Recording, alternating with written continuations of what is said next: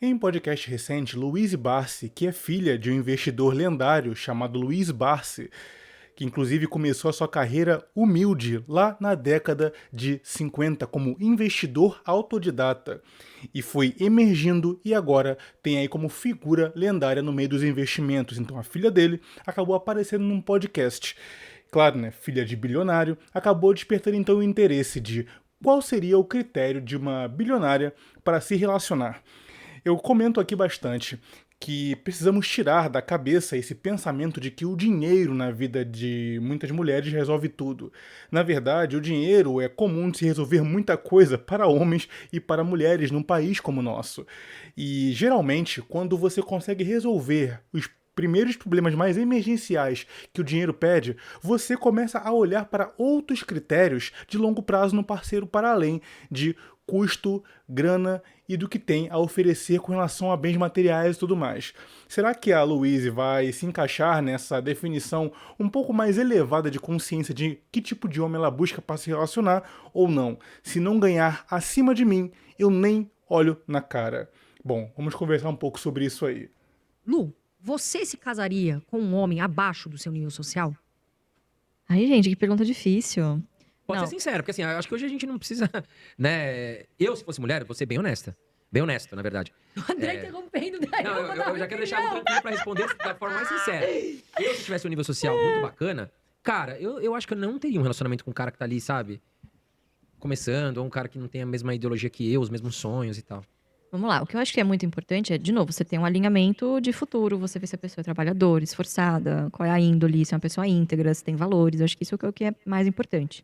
Agora, vou ser bem honesto com você. Eu convivo de vez em quando em festas, assim, às vezes tem algum evento, enfim, no high society, vamos dizer, que é quem as pessoas esperariam com quem eu me relacionasse. Assim, eu não tenho papo com essas pessoas, com boa parte dessas Você pessoas. senta e não tem 3 minutos de conversa, né, Lu? Assim, não dá, as coisas são muito vazias, só se falam de, eu fiz isso, eu tenho aquilo, blá blá blá. Sabe, você não tem uma Chato. conversa.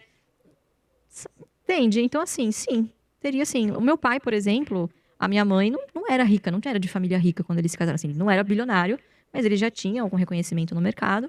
Conheceu minha mãe, se apaixonou e estão casados aí até hoje. E minha mãe iria pra debaixo da ponte com meu pai, se meu pai não tivesse dinheiro. Bom, ela comentou algumas coisas interessantes aí. Que inclusive agora que ela tem a vida financeira dela resolvida, na verdade já nasceu com essa vida financeira resolvida, o que não tira o mérito dela ter trabalhado a imagem dela. Inclusive ela é uma investidora incrível, de sucesso, enfim, né? Ela colocou que tem outros critérios que atraem ela, porque ela no meio dessas pessoas ricas, né, desse meio da high society, ela não consegue ter assunto. Porque aparentemente ela tem gostos muito peculiares e quando troca ideia com essa galera, nos halls aí das festas, convenções, eventos, ela simplesmente não consegue se conectar com as pessoas. Então ela começa a pensar que a classe social nesse sentido não é exatamente um definidor de possível pretendente para estar junto com ela. Mas é verdade também que, de modo geral, os ricos eles se protegem. Protegem seus sobrenomes. Para namorar e ficar, realmente a classe social não importa tanto. Mas e para dividir o sobrenome? Para passar o patrimônio adiante? Aí, meu amigo, começa a ver a família sentar e olha só, eu sei que você gosta desse cara aí, mas vamos conversar. Eu acho que não é o caso da Luísa, eu acho que ela tá sendo sincera e espontânea aqui. Por quê? Porque ela é um tipo específico de rico, de uma família emergente e não que nasceu rico. Então os emergentes têm um outro tipo de espírito diferente do herdeiro. Claro, ela é herdeira, mas ela pegou uma primeira geração ainda, viu os pais se conhecendo dentro de um contexto mais humilde. Claro que a mãe se apaixonou pelo pai dela quando ele já era alguma coisa na vida, certo? Então, claro que a soma aí de mulheres geralmente buscarem homens que elas possam admirar, ainda fecha ali, certo? Ainda tá fazendo sentido. No entanto, ela mesma coloca que, olha, eu não quero um cara que seja completamente quebrado, o que é justo dela pensar assim, até porque ela tem um lifestyle para carregar e não vai carregar exatamente ninguém com ela, mas ela olha outras características de um camarada. Curioso. Mas agora, vamos lá. Ela tem um padrão de vida elevadíssimo que representa 0,001% da sociedade. E ela disse que daria a chance para um cara esforçado. Agora, o quão alguém tem que ser esforçado para chegar num nível de gastos e custos diários de um bilionário? Eu acho que no fim das contas, ele vai ser difícil ela se relacionar com alguém que esteja. E eu falo aqui de alguém, de repente, um profissional liberal, um empresário, que de repente ganha seus 15, 20 ou 30 mil por mês. Ainda assim, não vai ser o suficiente para ser aquela pessoa que vai rachar meio a meio um grande hotel, uma grande viagem, ou estar disponível para fazer grandes eventos que vão custar dólares e dólares de dinheiro. Então é complicado a mulher acabar querendo alguém esforçado, porque esse cara pode ser esforçado a vida inteira, que vai chegar aos 80 anos e não vai ter nem 10% do patrimônio dela. Então, no fim das contas, eu acredito que, apesar dela estar romantizando e positivamente aqui, tá, uma relação com alguém abaixo do nível dela, eu acho que no fim das contas ela vai ter que realmente adaptar o seu gosto para uma pessoa que, muito provavelmente, vai acabar sendo sustentada por tabela por ela, porque ela querendo impor um estilo de vida, claro, vai querer viver as suas experiências com alta classe, não vai conseguir alguém que tenha um match de personalidade, valores e visão de mundo, que seja interessante, não seja aquela pessoa monótona nos grandes salões dos eventos que ela vai, e ainda assim tenha condições financeiras para carregar junto com ela. Mas vamos continuar aqui ouvindo mais um pouco. A resposta da Luísa me fez repensar, que realmente é verdade, né? A gente conhece a Luísa já há muito tempo e a gente sabe que é uma pessoa simples, com um patrimônio altíssimo, mas simples. E realmente, nesse high society, eu vou te falar, eu também às vezes não me sinto muito bem, sabe? Esse cara também tá pagando um pedágio absurdo, né? O cara muda de opinião conforme ela diz. Calma aí, né? Eu até hoje moro em Balneário Camboriú, conheço pessoas do high society, há pessoas também de um nível social mais baixo do que eu. E pra mim, assim, eu tô meio que cagando se a pessoa nossa, aquele cara é presidente de uma empresa de aviação. Ou aquele cara, ele é garçom na esquina. Cara, eu vou jogar meu beach tênis com todo mundo. Eu nem sei, às vezes, o que a pessoa faz. Eu nem pergunto. Eu tô ali, cara, convivendo com todo mundo. Eu quero Você quer estar ter um num papo ambiente legal, agradável. você quer ter uma conversa agradável e você não consegue, entende? Então, uma qualidade que eu valorizo muito é a ambição. Eu ia falar isso agora, sabe por quê? É. Eu até vou responder algo que me perguntam muito na rede social.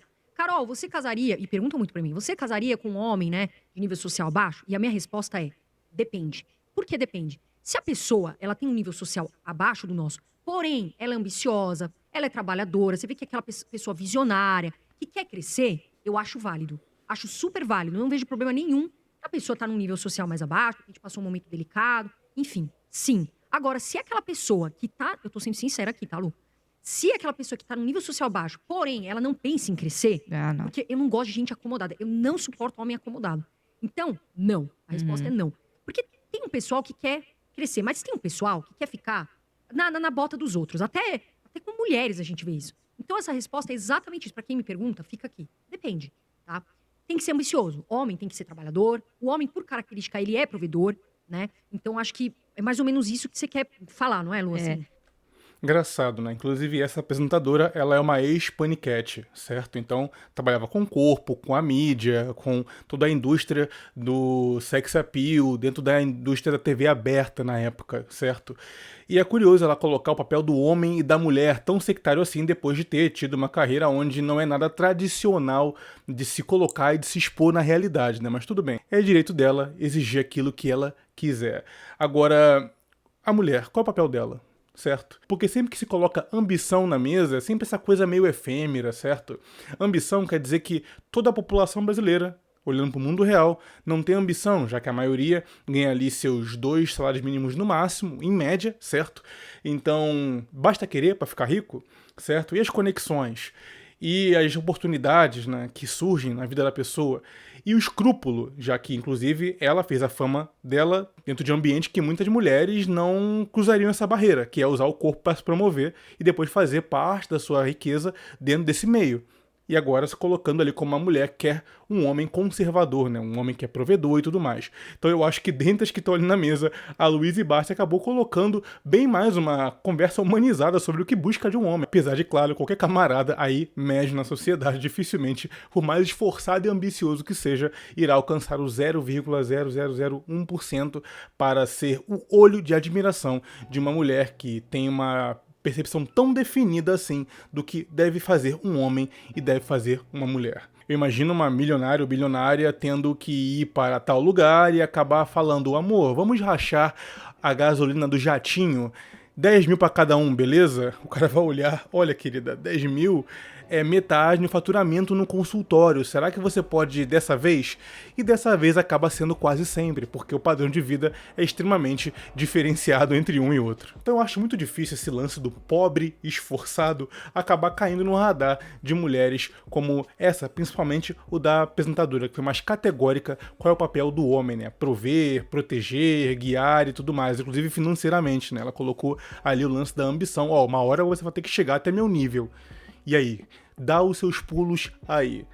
Pois é, né? Parece que nesses podcasts onde se fala do que o homem e a mulher devem fazer, falta uma dose muito grande de realidade. Mas as pessoas são reflexo do meio onde vivem e às vezes ficam míopes sobre que tipo de realidade não bate a porta deles. Mas então, senhores, um pobre ou classe média baixa esforçado tem chance para os olhos da querida da bancada? Bem, vou ficando por aqui. Ricardo Tomé falando, escrevendo pelo Conselho. Até, senhores.